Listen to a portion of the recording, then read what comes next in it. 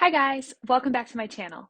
Today's video is very important and special to me. It's a mid-year check-in on my reading goal and the books I've read so far. I'm going to briefly chat about my reading goal progress and then go through my reading list thus far, starting from my least favorite up to the most amazing earth-shattering favorites. So stick around to find out which books in series I am still obsessing over long after I've wrapped them up.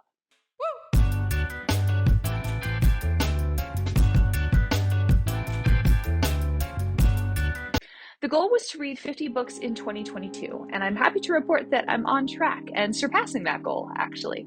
And I have the month of May to thank for that, in which I completed 7 books. I could not believe that. Granted, I didn't start 7 books, I completed them. Between ongoing audiobooks and poetry books that had been kind of quietly going on in the background and that wrapped up that month, and then my connection with Madeline Miller, and then of course Alice Hoffman, it was an amazing month. So let's get into it, starting with the lowest rating books I've read so far, and then we'll work our way up to the 5 stars. All right, 2 stars. Monroe by Kresley Cole. I wanted to love this book, and Lord knows the Lorien fans waited long enough for it, but it fell pretty flat. Authors evolve, and this series has been developing for over a decade, and I've changed in a lot of ways too, so I understand that Kresley Cole has changed as well. I'm just super hungry for more Nyx and Fury's story and the damn culmination of the Ascension already, so 2 stars. The War of Two Queens by Jennifer Armentrout. Yes, I read all 4 books from the Blood and Ash series. I was really holding out for the joining, and what a freaking disappointment. The whole series was overly written, unnecessarily complicated, and the main characters' relationships was way problematic. I gave the majority of the series 3 stars because I did enjoy some aspects of the world she had built, and I really like supernatural comedies, but otherwise it was like she didn't have an editor. 2 stars.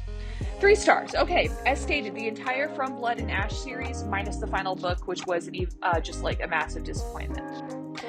The Throne of Glass series by Sarah J. Maas, I gave 3 stars. While the series was overall entertaining and enjoyable, it wasn't earth-shattering. I did enjoy some books more than others, and some characters more than others. I also generally enjoyed how the author weaves together so many different characters and story arcs into a cohesive tale that has legit twists and turns, and it left me gasping a couple of times. I loved the strong female characters, especially the witches, but I had to push myself through some of the plot lines at times. Okay, 4 stars.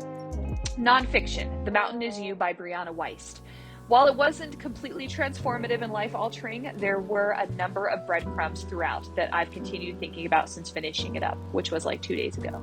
I found it to be a little redundant and repetitive, with similar themes and chapters spread throughout that could have been more cohesive, but I often stopped after a particularly poignant quote, highlighting it, and thought about how it might fit into my own shadow work, journaling, and self-development work. And I thought overall it was pretty good. That was a 4-star book. Now, The 12-Week Year by Brian Morgan and Michael Lennington, I really liked. I enjoyed this book because I hate setting a single New Year's resolution and then just letting it go. The practice I've used for a while is setting 1 goal per month for the year. I heard about this book on a productivity YouTube video that I watched, and it fit right into my own goal-setting technique.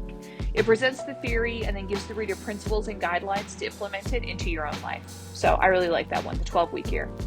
Now, Do the Work by Gary John Bishop is a companion workbook to his awesome self-development book called Unfuck Yourself. It was pretty good both as a companion and a standalone workbook, if you would like, and you did not read the book, but I recommend them together. It works really well if you're journaling and want some great prompts. Plus, I love his delivery and approach.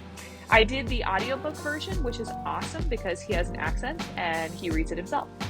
Now, quick stop right here. Comment below. What is your favorite nonfiction book so I can add it to my reading list? Please, then thank you. Now, 4-star fiction, The Green Witch and the Red Garden by Alice Hoffman. First of all, I'm a sucker for Alice Hoffman, as you will soon find out. She weaves an amazing tale across multiple characters, multiple generations, and with true emotional depth. Green Witch is a unique and engaging short story, but I read it out of order mistakenly. I'd like to pick up the first book in order to get a little more context, but it was really good. Now, The Red Garden is fantastic.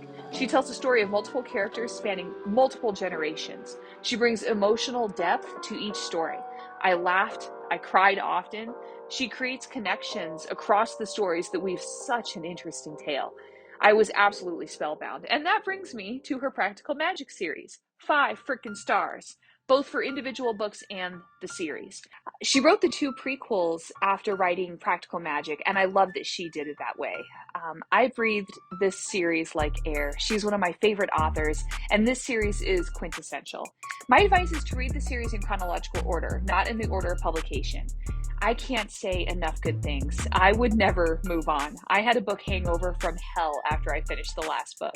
Like, who am I and why can't I live in this series? 2 quick poetry mentions: The Boy, the Mole, the Fox, and the Horse by Charlie McKessie, and Watering the Soul by Courtney Peppernell. The first book is so sweet. It can be read in a single sitting, and it has gorgeous illustrations. It's a beautiful allegory to life. Just eat the cake. Watering the Soul is a beautiful book of poems meant to guide you through a healing process.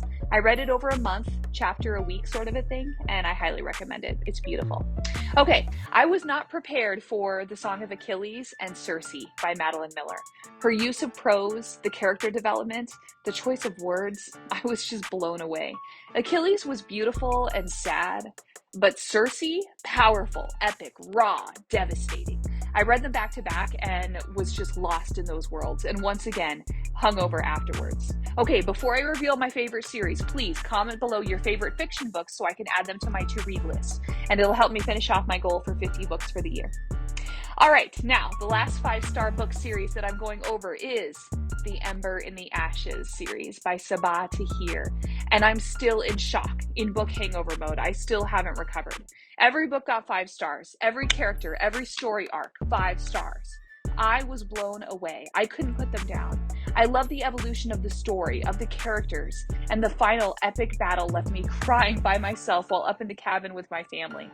It was not packaged in a neat tiny bow where everything went right. It was hard to read. It was sad and infuriating. And when there was a triumph for one of the characters, it was that much sweeter because of how they suffered. I highly, highly recommend it. And I love that this is where the first half of the year ended for me. It was such a good note, and I'm transitioning into a light romantic comedy that comes highly recommended from Book Talk and BookTube, while still wrapping up a poetry book and productivity book I've been chipping away on. So, in conclusion, altogether, I'm loving this goal. I'm super proud of the progress that I've made, and I love the system I have developed using Notion to help me catalog all the books that I've read, rate them, keep track of everything, and make them pretty in my little Notion world and my little universe. If you want to learn more about that, go back and check out my video on my Notion tour. I am so grateful to have rediscovered my obsession with reading. It's what got me through my adolescence and shaped me as a young adult, and I'm really enjoying myself in the books that I'm choosing to immerse myself in right now. All right, so that's what I've got for you. Thank you so much for watching. Tune in for next week's video. We're going to talk about how to build bulletproof habits, a subject near and dear to my heart and to my profession. So, as always, thank you so much for your support. Like and subscribe, and adios, my friends.